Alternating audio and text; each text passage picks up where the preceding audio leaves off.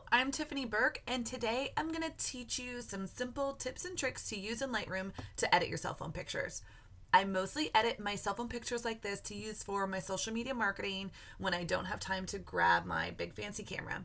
So this is just a quick, simple way to edit them. I'm not going to go through how every single thing in Lightroom works because that takes forever, but it's pretty simple to break it down and show you how to brighten your images and make them more presentable.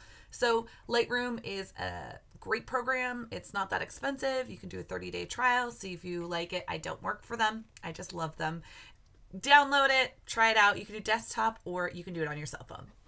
One of the things I like to do first is straighten the image. So come right here onto your right-hand side. And I like to just kind of pull this along and straighten the image. Great. So one of the things that you could do is come through here and see how messy my wall is. Let's fix that. Go up here and go to your clone brush. You can either clone or heal. I keep it on heal. Kind of blends it in easier. So you can just drag right across and go right up there. Or you can just push it once. Lightroom will suggest where it's going to go. So now let's increase exposure for our image. You have your temperature up here where you can make things a little bit warmer or a little bit cooler. I'm going to just leave it as it is. It was shot pretty fine for me. You can adjust your tints, but I'm going to go right down here to exposure and I'm going to increase that exposure and bring some more light onto my subject. Awesome. I'm really not going to play with a lot of other things in here. I could use the highlights, bring some details in, and I could increase the shadows, mostly because it's a habit. Now, one of the things I like to do is when there's more light on one side and not as much on the other, I'm going to go up to my graduated filter, which sometimes I call a gradient filter. And I just pull across and bring more light here by pulling up the exposure. I'll go really extreme so you can see and really dark so you can see. So it's kind of a fun tool when you don't get the light that you want on one area. Awesome. Something else that you could do is you could go back through here and take your cloning tool and you could just get rid of this. Okay, and that image is pretty much done. I could actually still take this lighten brush and kind of lighten this little area in here that got missed, and you can lighten or darken. And then let's look at the before and after by pushing the backspace button. There's the before and there's the after. Or you could push Y and do a side by side. And that was just a really quick cleanup by just doing some exposure, cleaning it up with the heel brush, and using our graduated filter. Let's look at the next photo right here. This was an image that little Miss Queenie just wanted to be worn all day. Look at my glorious face. Let's get rid of my nostril and straighten out this image. What's the focus of the image? The baby, maybe my lips. So let's pull this down. I use this. This is actually my current profile picture. So we're going to make it a square then if it's my current profile picture. This one's going to be so simple. Let's just increase the exposure. Look at that. How cool and easy is that? You could pull the highlights down so you can get some detail back in the hangers if I really wanted to do that. I could pull this up over here if I wanted to just get more light on just her face. A little bit on me too, but not as much on the dresses. And I could pull the shadows up a little and just keep increasing the exposure. Now, I'm going to pull the contrast down just a bit. Her face, if it seems off in color, you can come down here and kind of like adjust, pull it down. You don't want to pull it down too much because she looks sickly, or go up too much. So you could just pull it down a tad if she just seemed a little off in color. And make sure that this is nice and straight. Okay, cool. Let's look at the before and after on that. Or after, before, after, and the side by side. Pretty simple. Okay, cool. Let's go to this next image. This is an image that was sent in by my friend Allie. She owns Happy Fox Studios for jewelry, and she takes pretty great photos. So it looks like she shot this with natural window light, a little more light coming in over here than down here. And the image is pretty awesome. I would clean it up and brighten it. So let's just go ahead and do that with our cloning brush. So that doesn't take a long time at all. Let's brighten it and then we can go see the places that I missed that I want to. Actually, before we brighten it, I think this would be an awesome little square photo just putting right on Instagram. and really focusing and showing people where to look. Okay, let's pull up the exposure on this. And we don't want to go too crazy because we really still want to keep the detail of the jewelry if you're shooting a product. But that looks awesome already. Let's take our graduated filter and just fill this light in barely, just a touch. I always feel like saying, and we're going to paint a happy tree right over here. Little happy tree. We're actually erasing happy trees, I feel like. Nice. So let's look at the before and after. Before, after, before, after.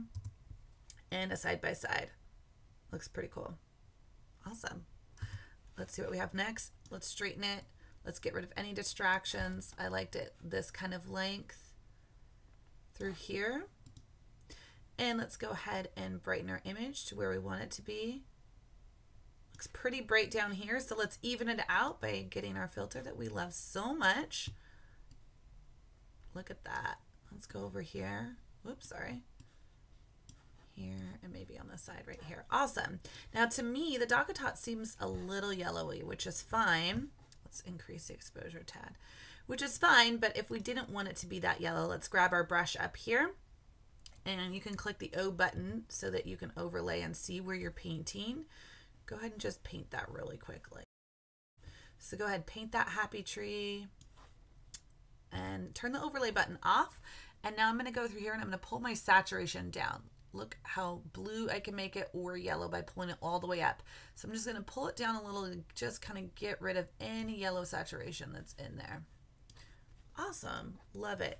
It looks a little blue in these pieces, so you can also take it and you can pull the yellow up over here and you can just kind of do that. Now if the whole thing feels yellowy, slide down here, go to your yellow, and pull down your yellow. Look at if you pulled it down all the way versus all the way up.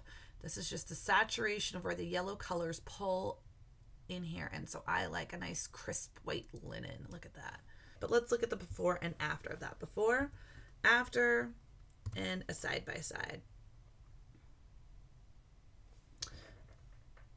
This one is just my living room during Thanksgiving. Let's crop it to tell the story. Let's go right here, pull in, let's straighten it to match with the mantle, pull up to make it a little square, and then this is what we're working with. Let's increase our exposure to where we want it to be. Maybe pull up some shadows a little.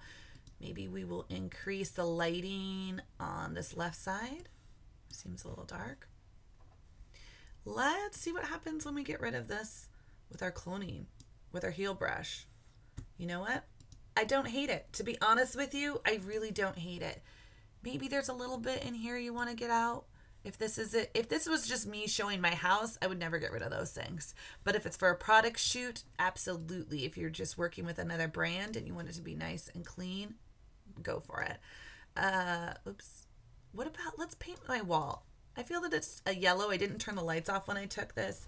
And so let's go ahead and take our brush over here. Let's turn it gray. Let's just drop the saturation and let's have a nice gray wall. Look, you can see the parts that you missed. Nice gray wall. What do we think of that? Let's take the yellow out. There's a lot of yellow in here. So let's pull the yellow down just a little bit. See what that looks like. Maybe one more brightening because you know I'm addicted to it. Before and after, and a side by side. It's pretty cool. All right, let's do one more. All right, this is our rescue dog, Sasha. She found us. She was sleeping on her porch bed in the winter time. And it was freezing and she was living on the streets, running rampant. Nobody could catch her. So we caught her in a live trap. We had a wonderful woman come and help us. Let's lighten our image. Okay, let's just brighten our image right up. That looks really good. And then let's bring this in up here. Look at Sasha. They are both sleeping, in case you're wondering. They are both fast asleep. Okay, so that actually looks really good.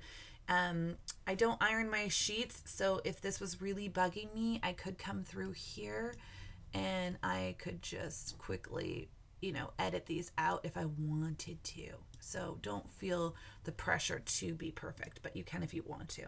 So let's look at the before and after. Before, after, and a side by side. Look at that. Very, very quick edits here. You could always come back and again, taking your brush if you want to spend a long time in here and brightening that up. But really the image is pretty much done. You might want to center them a little bit more. Just center them a bit. Cool. Okay, so I hope you learned some things. I tried to go a little bit faster than normal. I tend to talk a long time, but you can find me on social media and ask me questions there.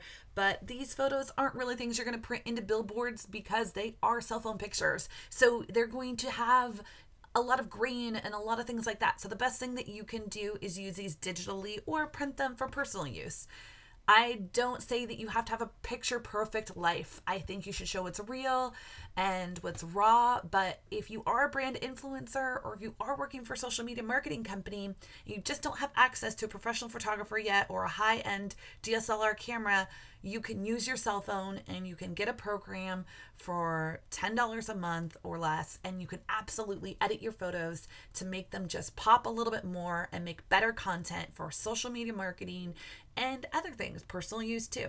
So let me know if you have questions, if you want me to do more videos like this. I love helping out, and I hope that you have a good day, and please go practice, get Lightroom, and try out some of these tricks. That sounded like a fart, but it was my chair, and I don't think I'm not going to edit that out. Maybe.